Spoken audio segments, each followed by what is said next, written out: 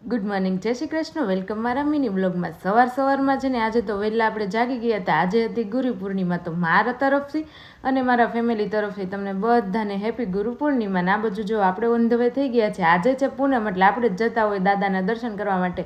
Finally દાદાના દર્શન કરવા માટે મંદિર ઉપર પહોંચી ગયા હતા ને ત્યાં જઈ અને દાદાને આજે છે ને મસ્ત મજાનો શણગાર સજાવ્યો હતો કે બહુ જ સરસ લાગતું હતું. શરણાઈ અને ઢોલ હતા સાથે. આપણે પૂનમ ભરવાની હતી એટલે આપણે આજે લઈ ગયા હતા તુવેરની દાળ અને આપણે આપણી પૂનમ આજે ભરી દીધી છે. તો ફાઇનલી દાદાના મંદિરથી રિટર્ન ઘર તરફ જઈ રહ્યા હતા, પણ આશીષ વિચારતા હતા ઘરે જઈએ કે ના જઈએ, પણ આ લોકો રસ્તામાં આવીને કીધું ના અહીંયા જ રોકાઈ જજો ને. પણ અમે કીધું ના ના અમારે ઘરે તો જવું જ પડશે. ઘરે આવી અને મસ્ત બધું જ કામ ફિનિશ થઈ ગયું હતું. થઈ ગયા હતા બપોર, મસ્ત મજાનું જમવાનું રેડી હતું. એટલે ફાઇનલ જો બધા બેસી ગયા હતા જમવા માટે.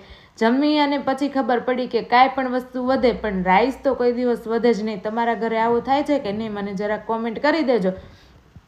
આ બાજુ પ્રિયાનભાઈને રમવા માટે લઈ ગયા હતા બા ગાર્ડનમાં, આપણે પણ સાથે સાથે ત્યાં પહોંચી ગયા હતા. જો આ બધા જ છોકરા છે ને ઝીણો ઝીણો વરસાદ આવે છે અને સાથે બોલ બેટ રમતા હતા. પણ આજે છે ને અમારા શેરીમાં હતા ગુંદી ગાંઠિયાનો પ્રોગ્રામ, એટલે બધાને આજે ગુંદી ગાંઠિયાની પ્રસાદી મળી ગઈ છે. મસ્ત મજાની અમારી રામટોળી આજે બેઠા બેઠા ગુંદી ગાંઠિયા ખાધા છે ને સાથે સાથે આપણે પણ મસ્ત મજાના ગુંદી ગાંઠિયા ખાઈ લીધા છે. બહુ જ મજા આવી ગઈ હતી. જેવા ગુંદી ગાંઠિયા પીતા ને એવો જ વરસાદને પણ આવવાનું સ્ટાર્ટ થઈ ગયું હતું. એટલે આપણે થયું કે ચાલો જઈએ ઘરે, પણ આ પાર્સલ આવી ગયું હતું.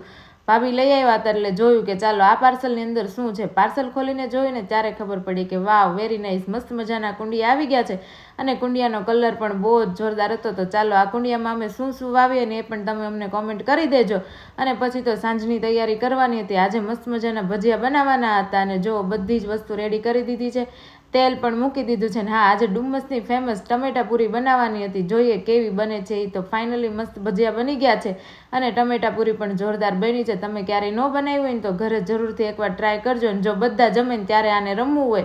આ બાજુ બધા મસ્ત ગરમા ગરમ ભજીયા ખાવા માટે બેસી ગયા હતા ને આપણે થોડાક જ પાડવા નહોતા. પછી તો મેં પણ જમી લીધું હતું અને અમારે જવાનું હતું બહાર. લેટ થઈ ગયું હતું તો સાથે વરસાદ પણ આવી ગયો હતો. મારો વિડીયો ગમે તો લાઈક કરતા જાજો.